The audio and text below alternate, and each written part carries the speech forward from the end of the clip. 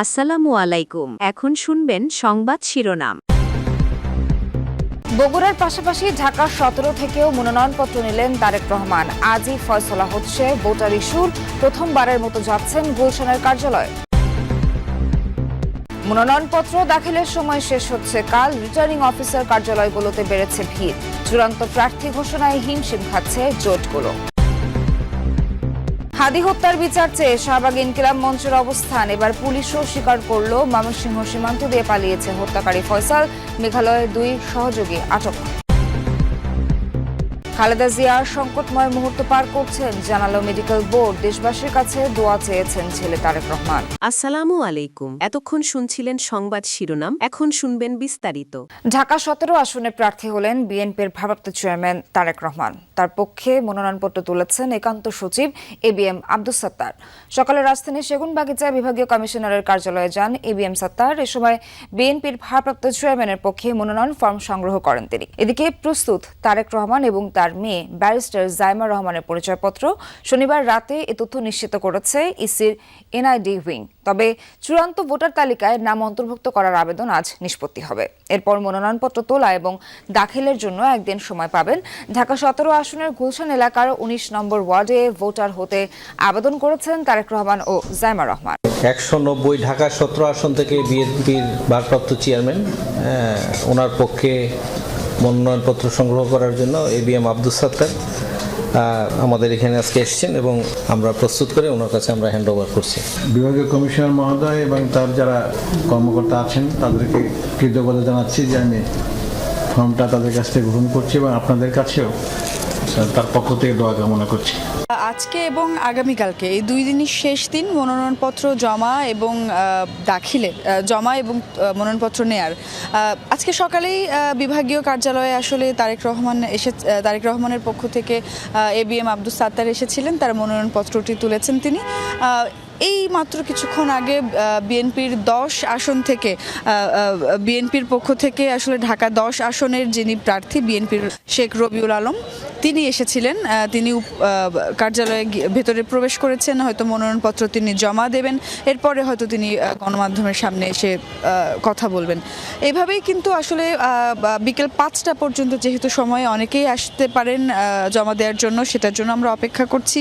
এবং এখন পর্যন্ত যেটি তথ্য আছে আমার কাছে, গতকাল পর্যন্ত 234 জন প্রার্থী ঢাকার 20 থেকে মনোনয়নপত্র নিয়েছেন। তবে জমা দেওয়ার যে মোট হিসেব সেটি আসলে পাওয়া যাবে আরও পরে। আসলে সেভাবে যদি আমি আপনাকে আসন ভিত্তিক একটু হিসেব দেওয়ার চেষ্টা করি, মূলত যেই ঢাকার যে 20টি আসন সেটি 3টি ভাগে ভাগ করা হয়েছে। কাল শেষ হচ্ছে ত্রয়োদশ জাতীয় সংসদ নির্বাচনের মনোনয়নপত্র সংগ্রহ ও দাখিলের সময়সীমা। এর মধ্যে প্রার্থী বদলের পাশাপাশি দলগুলোয় চলছে জোট ভাঙা করার খেলা। তবে কে কোন প্রতীকে লড়বেন সে সিদ্ধান্ত জানা যাবে সোমবার। শনিবার পর্যন্ত বিভাগীয় কমিশনার কার্যালয়ে জমা পড়েছে 205টি মনোনয়নপত্র। ডিসি অফিসের আওতাধীন 4টি আসন, কিন্তু কোনো প্রার্থী এখনো জমা দেয়নি ফর্ম। এদিকে নির্বাচন কমিশনের আওতাধীন ঢাকা 13 থেকে মনোনয়ন নিয়েছেন 17 জন প্রার্থী, আর ঢাকা 15 থেকে 8 জন সংগ্রহ করেছেন মনোনয়নপত্র। কিন্তু গতকাল পর্যন্ত ইসিতে জমা দিয়েছেন মাত্র 1 জন। সুতরাং শনিবার পর্যন্ত ঢাকার 20টি আসনে মনোনয়নপত্র নিয়েছেন 234 জন প্রার্থী। ইসি কর্মকর্তারা জানান, ঘোষিত তফসিল অনুযায়ী প্রার্থিতা প্রত্যাহারের শেষ সময় 20 জানুয়ারি। ওই সময়ের পর প্রার্থী তালিকা চূড়ান্ত হবে। কোনো আসনে একই দল একাধিক প্রার্থী মনোনয়ন করলে নির্ধারিত সময়ের মধ্যে একজনকে চূড়ান্ত করবেন। যেহেতু আজকে গুরুত্বপূর্ণ যে বিষয় সেটি হলো যে তারেক রহমান এবং জাইমা রহমানের ভোটার তালিকা অন্তর্ভুক্ত করার যে বিষয়টি, যেটি নথির মাধ্যমে করা হবে, ইতিমধ্যে আমরা জানতে পেরেছি। আর নির্বাচন কমিশনে নজরুল ইসলাম খানের নেতৃত্বে যে 2 সদস্যের প্রতিনিধি দল এসেছেন, মূলত আজকে এনআইডি কার্ড তারেক রহমান এবং জাইমা রহমানের জাতীয় পরিচয়পত্র সেটি তাদের কাছে হয়তো হস্তান্তর করা হবে। ভোটার তালিকা অন্তর্ভুক্তির বিষয়টি সম্পর্কে তারা জানতে চাইবেন। এবং আরেকটি আমরা শুনতে পেরেছি, এটা অসমর্থিত সূত্র হয়তো আমরা বলতে পারি, যে সার্বিক নির্বাচনী পরিবেশ পরিস্থিতি নিয়ে কথা বলবে এবং ভোটার যে তফসিল, ওই তফসিলকে রিশিডিউল করা যায় কিনা, অর্থাৎ নির্বাচনের তারিখ ঠিক রেখে মনোনয়নপত্র জমা দেওয়ার যে তারিখ সেটি একটু পেছানো যায় কিনা, প্রার্থিতা প্রত্যাহারের তারিখ, এই সব কিছু মিলিয়ে রিশাফল করার একটি বিষয় আমরা শুনতে পেরেছি। তবে মানে কি কথা হচ্ছে মূলত নির্দিষ্ট করে যদি আমরা বলতে চাই, সেক্ষেত্রে আরও কিছু সময় অপেক্ষা করতে হবে, কারণ বৈঠক হয়তো প্রায় শেষের দিকে, তারপর একটি ব্রিফ করবে নজরুল ইসলাম খান এবং কমিশনের থেকে ব্রিফ করা হবে। সুতরাং তখন আমরা নির্দিষ্ট করে জানাতে পারবো যে কোন কোন বিষয়ে প্রধান নির্বাচন কমিশনার সহ অন্য যে কমিশনার যারা আছেন তাদের সাথে কী কী বিষয় নিয়ে আলোচনা হয়েছে। এবার পুলিশও স্বীকার করলো ময়মনসিংহের হালুয়াঘাট সীমান্ত দিয়ে ভারতে পালিয়ে গেছে ওসমান হাদির হত্যাকারী ফয়সাল ও আলমগীর। ডিএমপির মিডিয়া সেন্টারের এক ব্রিফিংয়ে তথ্য জানান অতিরিক্ত police commissioner SN Mohammad Nazrul Islam. বলেন, আসামিদের পালাতে সহায়তাকারী 2 জনকে ভারতের মেঘালয়ে আটক করা হয়েছে। তিনি বলেন, শুটার ফয়সাল ও মোটরসাইকেল চালক আলমগীরকে পালাতে সহায়তাকারী সহ মোট 11 জনকে গ্রেফতার করা হয়েছে। ওসমান হাদি হত্যার ঘটনা পূর্ব পরিকল্পিত, তাই ফয়সাল ও আলমগীর ঘটনার পরপরই ময়মনসিংহের হালুয়াঘাট সীমান্ত দিয়ে পালিয়ে যায়। এ ঘটনায় 6 জন স্বীকারোক্তিমূলক জবানবন্দি দিয়েছেন। পুলিশ বলছে, মামলাটির তদন্ত শেষ পর্যায়ে আগামী 7 দিনের মধ্যে চার্জশিট দেয়া হবে। পুলিশের ধারণা, 5 আগস্ট পরবর্তী সময়ে ভোকাল ছিলেন ওসমান হাদি। তার বক্তব্যে একটি গ্রুপ ক্ষতিগ্রস্ত, তাই তাদের টার্গেটে পরিণত হয় ওসমান হাদি। রাজনৈতিক কারণে হাদিকে খুন করা হতে পারে, ব্রিফিংয়ে জানান নজরুল ইসলাম। বলেন, হাদির খুনিদের দেশে ফিরিয়ে আনার চেষ্টা চলছে। তারা গেছে অবৈধ উপায়, তবে বৈধ পথেই আসামিদের ফিরিয়ে আনার চেষ্টা চলছে।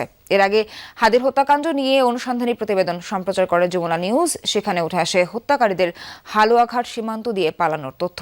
শরীফ ওসমান হাদি হত্যার বিচারের দাবিতে শাহবাগে বিক্ষোভ করছে ইনকিলাব মঞ্চের নেতাকর্মীরা। আপনি জানেন যে আসলে গত বেশ কয়েকদিন ধরেই কিন্তু ইনকিলাব মঞ্চের নেতাকর্মীরা তাদের মুখপাত্র শহীদ ওসমান হাদির হত্যাকারীদের গ্রেফতার এবং বিচারের দাবিতে তারা রাজপথে আন্দোলন করছেন। আজকেও তার ব্যতিক্রম নয়। তারা এই যে তাদের যে ভাই, তাদের যে কাছের মানুষ ওসমান হাদি, যাকে নির্মমভাবে হত্যা করা হয়েছে, সেই হত্যাকারীরা ভারতে কিভাবে পালিয়ে গেল, তাদেরকে কেন গ্রেফতার করা গেল না, এই কারণে বিক্ষুব্ধ ইনকিলাব মঞ্চের নেতাকর্মীরা সেই ক্ষোভ প্রকাশ করছেন তারা শাহবাগের এই মঞ্চে। এবং গতকালও তারা দীর্ঘ সময় এখানে আন্দোলন করেছে। বিএনপি চেয়ারপারসন বেগম খালেদা জিয়ার শারীরিক অবস্থা অপরিবর্তিত, এই তথ্য জানিয়েছেন তার ব্যক্তিগত চিকিৎসক ডক্টর AZM জাহিদ হোসেন। শনিবার রাত 12টা নাগাদ এক সংবাদ সম্মেলনে তিনি এসব কথা বলেন। জানান, রাতে দীর্ঘ সময় মায়ের শয্যা পাশে ছিলেন তারেক রহমান। মেডিকেল বোর্ডের সিদ্ধান্তেই চলছে খালেদা জিয়ার চিকিৎসা। 1 মাসেরও বেশি সময় ধরে রাজধানীর এভারকেয়ার হাসপাতালে ভর্তি বিএনপি চেয়ারপারসন খালেদা জিয়া। রয়েছেন দেশি বিদেশি চিকিৎসকদের সমন্বয়ে গঠিত মেডিকেল বোর্ডের নিবিড় পর্যবেক্ষণে। মাঝে উন্নত চিকিৎসার জন্য বিদেশে নেওয়ার উদ্যোগ নেওয়া হলেও পরে বাতিল করা হয় সে সিদ্ধান্ত। শনিবার রাতে ধানমন্ডির শ্বশুরবাড়ি থেকে বেরিয়ে সরাসরি এভারকেয়ার হাসপাতালে যান বিএনপির ভারপ্রাপ্ত চেয়ারম্যান তারেক রহমান। রাত 10টার মিনিট 20 আগে হাসপাতালে পৌঁছান তিনি। 2 ঘন্টার মতো ছিলেন তিনি। এ সময় তিনি কথা বলেছেন মা খালেদা জিয়ার চিকিৎসকদের সাথে।